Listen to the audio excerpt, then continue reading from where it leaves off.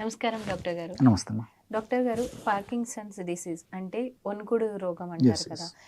కొంతమందిలో body shiver అవుతూనే ఉంటుంది, హ్యాండ్స్ ఇట్లా ఇట్లా షివర్ అవుతూ ఉంటాయి.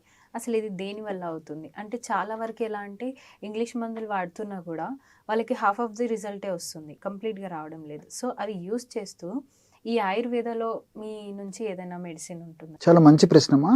నిజంగా ఈ మధ్య కాలంలో ఈ సమస్యతో బాధపడేటువంటి వాళ్ళ సంఖ్య రోజు రోజుకు విపరీతంగా పెరిగిపోతుందమ్మా. పూర్వకాలం అయితే ఒకరు మనకు అరుదుగా కనిపించేవాళ్ళు, కానీ ఈ మధ్య కాలంలో ఈ పార్కిన్సన్స్ వ్యాధి సమస్యతో బాధపడేటువంటి వాళ్ళ సంఖ్య విపరీతంగా పెరిగిపోతుందమ్మా. దీన్నే కంపవాతం అంటారమ్మా. కంపం అంటే వణకడం. సో బాడీ అంతా షేక్ అయిపోతుంటుందమ్మా. సో ప్రథమ దశలో కొద్దిగానే ఈ లక్షణాలు కనిపించినప్పటికీ వ్యాధి పెరిగే కొద్ది కూడా ఈ లక్షణాలు కూడా పెరిగిపోయి ఈవెన్ మనిషి సపోర్ట్ ఇచ్చినా నడవలేనటువంటి పరిస్థితి ఏర్పడుతుందమ్మా. అంత తీవ్ర రూపం దాల్చేటువంటి పరిస్థితి ఏర్పడుతుంది. అసలు ఇది ఎందుకు జరుగుతుందంటమ్మా, మన మెదడులో డోపమిన్ అని చెప్పేసి ఒక పదార్థం ఉత్పత్తి అవుతుంటుందమ్మా. సో ఈ డోపమిన్ అనేటువంటి రసాయన పదార్థము ఉత్పత్తి సరిగా కాకపోవడం వల్ల, అది సరిగా పనిచేయకపోవడం వల్లనే ఈ యొక్క సమస్య కలుగుతుందమ్మా. సో దీనికి సంబంధించి ఆయుర్వేద వైద్య విధానంలో నేను ఇంతకుముందు చెప్పాను కదా, కంపవాతం అనేటువంటి పేరుతో మన మహర్షులు తెలియజేసి చక్కటి చికిత్సా విధానాన్ని గురించి కూడా తెలియజేయడం జరిగిందమ్మా. మరి ఈ యొక్క సమస్యలో ఉన్నటువంటి లక్షణాలు ఏంటంటేమా, సో చేతులు వణుకుతుంటాయి, కాళ్ళు వణుకుతుంటాయి, అదేవిధంగా తల వణికిపోతూ ఉంటుంది, అదేవిధంగా కళ్ళు తెరవడము ముయ్యడం కూడా ఒక పద్ధతి ప్రకారం చేయలేరు, ఏదైనా నమలాలన్నా ఇబ్బంది పడుతుంటారమ్మా, మింగాలన్నా ఇబ్బంది పడుతుంటారు, మోషన్ ప్రాబ్లమ్స్ ఉంటాయి, నిద్రకు సంబంధించినటువంటి ఇబ్బందులు ఎదురవుతుంటాయి, అదేవిధంగా మానసికమైనటువంటి ఒత్తిళ్లు కలుగుతుంటాయమ్మా. ఇందులో కొంతమంది రాత్రిపూట నిద్రపోరు, మధ్యాహ్నం పూట మాత్రం నిద్రపోతుంటారు, కొంతమంది రివర్స్ అయిపోతుంటుంది. ఈ విధంగా రకరకాల లక్షణాలు ఉంటాయమ్మా. కూర్చోవడం కష్టంగా ఉంటుంది, నిల్చోవడం కష్టంగా ఉంటుంది, నడవడం కష్టంగా ఉంటుంది, ఈ స్టెయిర్ కేసు మెట్లు ఎక్కడం దిగడం కష్టంగా ఉంటుంది. ఇలాంటి అనేక రకాలైన లక్షణాలు ఇవి కలుగుతుంటాయమ్మా. ఇవన్నీ కూడా వ్యాధి ముదిరే కొద్దీ తీవ్ర రూపం దారుస్తుంటాయమ్మా. ప్రథమ దశలో కొద్దిగా ఇలాంటి లక్షణాలు కొద్ది గొప్ప కనిపించేసి వ్యాధి ముదిరే కొద్దీ లక్షణాలు ఎక్కువైపోతాయి, చాలా ఇబ్బంది పడుతుంటారమ్మా. దీనికి సంబంధించి మీరు అడిగిన ప్రశ్నకు మంచి రెమెడీ చెప్తాను చూడమ్మా. చాలా సులువమ్మా.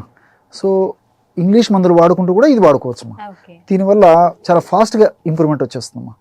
సో అంటే ఇంప్రూవ్మెంట్ ఇన్ ది సెన్స్, ఆ వ్యాధి లక్షణాలు చాలా త్వరగా తగ్గేందుకు, ఉన్నటువంటి లక్షణాలు కూడా స్పీడ్గా పెరగకుండా ఉండేందుకు, వ్యాధి అదుపులో ఉండేందుకు కూడా ఈ యొక్క ఔషధం ఉపయోగపడుతుంది.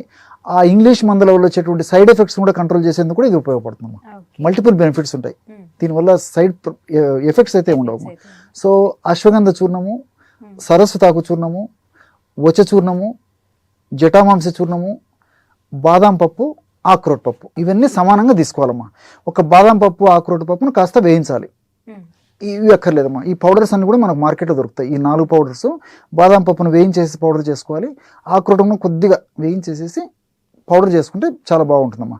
సో ఈ 6 పదార్థాలని బాగా కలిపేసి మిక్సీలో వేసేయాలమ్మా. పదార్థం అంతా బాగా కలిసిపోయిన తర్వాత ఒక గాజు సీసాలో నిల్వ ఉంచుకొని రోజు ఉదయం ఆహారానికి ముందు ఒకసారి, అంటే ఒక 10-15 నిమిషాల ముందు, రాత్రి ఆహారానికి ముందు ఒకసారి, 1 గ్రామ్ అమ్మా. అంటే ఉదయం పూట 1 గ్రాము, రాత్రి 1 గ్రాము. సో మనం తీసుకున్నట్టు సమానంగా తీసుకుంటాం కదమ్మా, అయిపోయేదాకా వాడుకోవచ్చమ్మా. సో 1 గ్రామ్ ఉదయం, 1 గ్రామ్ రాత్రి. సో ఫర్ ఎగ్జాంపుల్ ఒక్కొక్కటి 25 గ్రాములు తీసుకున్నాం అనుకోండమ్మా, అన్ని 6 వస్తువులు 25 గ్రాములు, ఒక్కొక్కటి 50 గ్రాములు తీసుకుంటే 6 వస్తువులు 50 గ్రాములు. కాబట్టి కొద్దిగా తీసుకొని తయారు చేసుకొని ఆ ఔషధం అయిపోయిన తర్వాత మళ్ళీ తయారు చేసుకొని వాడుకోవడం మంచిదమ్మా. రిజల్ట్ చాలా బాగుంటాయి. సో 1 గ్రామ్, కేవలం 1 గ్రామ్ పౌడర్ తగినంత తేనెతో కలిపేసి తీసుకోవాలమ్మా. ఉదయం 1 గ్రామ్ తీసుకోవాలి, రాత్రి 1 గ్రామ్ తీసుకోవాలి. మరీ ఎక్కువగా వెయిట్ ఉన్నటువంటి వాళ్ళు కానీ, లేకపోతే షుగర్ ఉన్నటువంటి వాళ్ళు కానీ, ఇలాంటి వాళ్ళు తేనెతో కాకుండా జస్ట్ అదే పౌడర్ నీళ్ళతో కలిపి తీసుకోవచ్చమ్మా. నీళ్ళలో కలిపి తీసుకోవచ్చు, లేకపోతే కాస్త మిల్క్లో కలుపుకొని తీసుకోవచ్చమ్మా, గోరువెచ్చని పాలలో. ఈ విధంగా వాడుకోవడం వల్ల ఈ మెదడులో డోపమిన్ అనేటువంటి హార్మోన్ ఉత్పత్తి బాగా జరిగేటువంటి అవకాశం ఉంటుంది. అదేవిధంగా ఉత్పత్తి అయినటువంటి హార్మోన్ కూడా చాలా సమర్థవంతంగా పనిచేసేటువంటి అవకాశం ఉంటుంది. అంతేకాకుండా ఈ యొక్క వ్యాధి త్వరగా పురోభివృద్ధి చెందకుండా, పెరగకుండా బాగా కంట్రోల్ చేసేందుకు కూడా ఇందులో ఉన్నటువంటి వివిధ రకాలైనటువంటి రసాయన పదార్థాలు, రసాయన తత్వాలు, ఔషధ అంశాలను కూడా చాలా అద్భుతంగా ఉపయోగపడతాయమ్మా. సో దీర్ఘకాలం పాటు వాడినప్పటికీ ఎలాంటి ఇబ్బంది ఉన్నది కాబట్టి క్షేమదాయకంగా ఈ యొక్క ఔషధాన్ని వాడుకోవచ్చమ్మా.